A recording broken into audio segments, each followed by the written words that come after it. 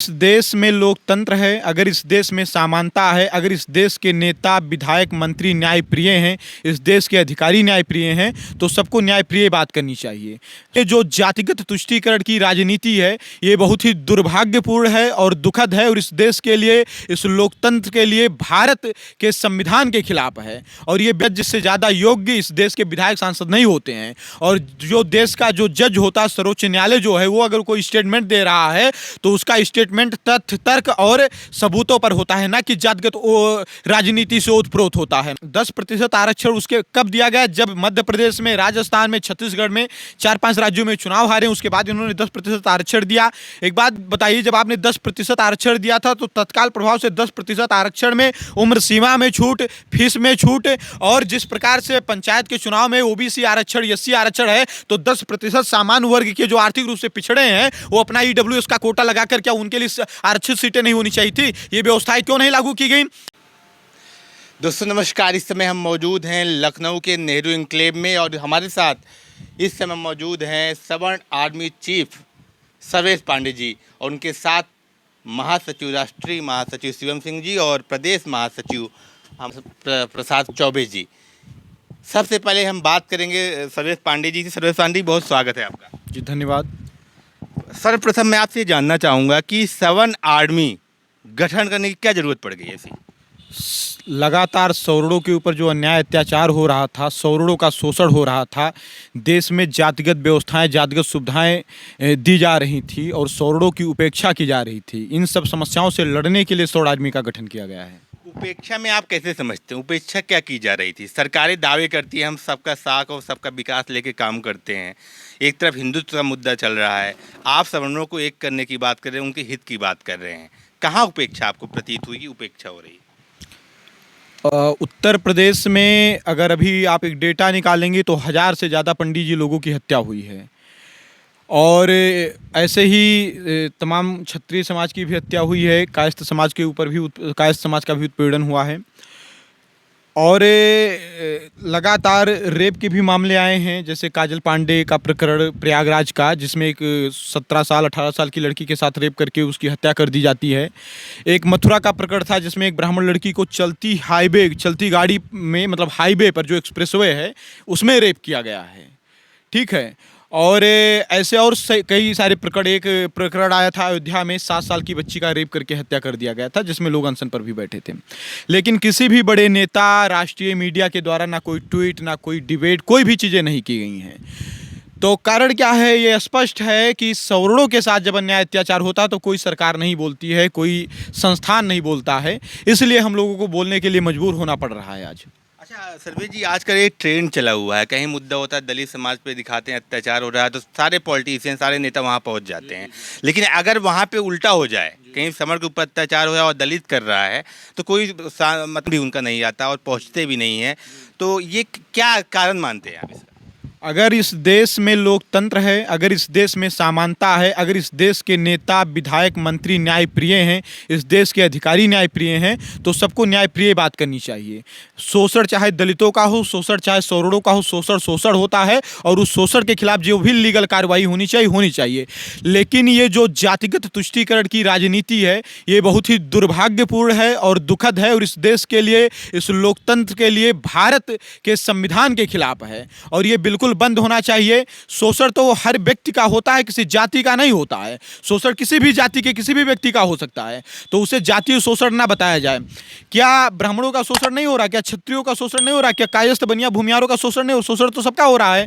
तो शोषण को शोषण के नजरिए से देखा जाए, जात के नजरिए से ना देखा जाए। शोषण किसी के भी साथ हो, उस पर उसके खिलाफ कार्रवाई होना चाहिए, लेकिन उसमें यह व्यवस्था ना हो कि एक विशेष जाति के साथ शोषण होगा तभी सरकारें बोलेंगी, तभी कार्रवाई होगी, और एक विशेष जाति के साथ होगा तो कोई नहीं बोलेगा। ये बहुत ही दुखद है और दुर्भाग्यपूर्ण है। अच्छा, आरक्षण को लेकर लगातार आप मुखर रहते हैं और कहते हैं, लगातार आप कहते हैं आरक्षण जो है अब आर्थिक आधार पे आप समर्थन करते हैं, मिलना चाहिए। बहुत से गरीब परिवार, ब्राह्मण और अदर कास्ट में, क्षत्रिय में भी हैं जो आर्थिक रूप से बहुत कमज़ोर हैं, और कहीं वहीं पे एक दलित समाज के व्यक्ति बहुत सक्षम है लेकिन वो आरक्षण ले रहा है। कैसे असमानता देखते हैं इसमें? आप क्या क्या देख रहे हैं आप इसमें? देखिए कारण क्या है, आरक्षण की व्यवस्था 10 साल के लिए दी गई थी। बाबा साहब अम्बेडकर ने कहा था अगर 10 साल के बाद इस आरक्षण को समाप्त किया जाए, अगर मान लीजिए 10 साल में भी दलित समाज मजबूत नहीं हो रहा, सामाजिक आर्थिक रूप से सक्षम नहीं हो रहा है, तो इसकी समीक्षा की जाए। लेकिन कंटिन्यू मैं देख रहा हूँ बिना समीक्षा किए इसे बढ़ाया जा रहा है आरक्षण को। और आरक्षण एक विशेष जाति को मजबूत करने के लिए, सामाजिक आर्थिक शैक्षिक रूप से मजबूत करने के लिए दिया गया था। 75 साल बाद मात्र 5% लोग मजबूत हुए हैं, बाकी अन्य लोग जो हैं वो मजबूत नहीं हुए हैं। तो जैसे कारण क्या है कि अगर हम किसी डॉक्टर के यहाँ अपने किसी बीमारी का इलाज करवाते हैं और 10 साल इलाज करवाते हैं, 5 साल इलाज करवाते हैं, हमें फायदा नहीं होता तो हम डॉक्टर और दवा बदल देते हैं। बदलते हैं कि नहीं बदलते हैं? इस आरक्षण से अगर 75 साल बाद इस देश के दलितों का फायदा नहीं हो रहा है तो ये व्यवस्था बदल देनी चाहिए, कोई दूसरी व्यवस्था लागू करें, सबको संरक्षण दें, उनको प्रोत्साहन दें, उनके लिए सुविधाएं व्यवस्थाएं दें।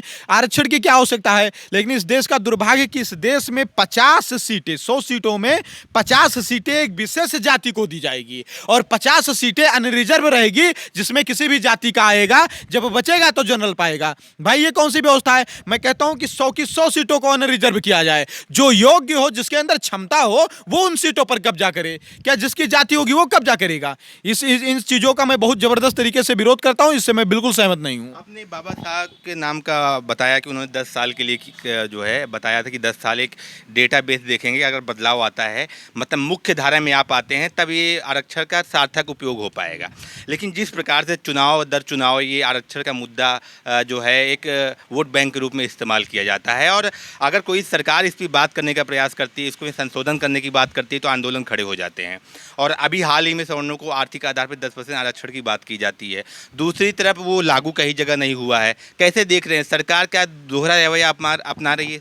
देखिए 10% जो आरक्षण था एक झुंझुना था। 2019 के चुनाव के पहले जब सुप्रीम कोर्ट का स्टेटमेंट आया था कि SC/ST एक्ट में जांच की व्यवस्था होगी, जांच के बाद गिरफ्तारी होगी, तो हमारे देश के प्रधानमंत्री जी ने उसको कानून के रूप में बदल दिया, उस पर कानून लेकर के आए और उन्होंने सुप्रीम कोर्ट के फैसले को नहीं माना। इस देश में जज से ज़्यादा योग्य इस देश के विधायक सांसद नहीं होते हैं, और जो देश का जो जज होता है, सर्वोच्च न्यायालय जो है, वो अगर कोई स्टेटमेंट दे रहा है तो उसका स्टेटमेंट तथ्य, तर्क और सबूतों पर होता है, ना कि जातगत राजनीति से ओतप्रोत होता है।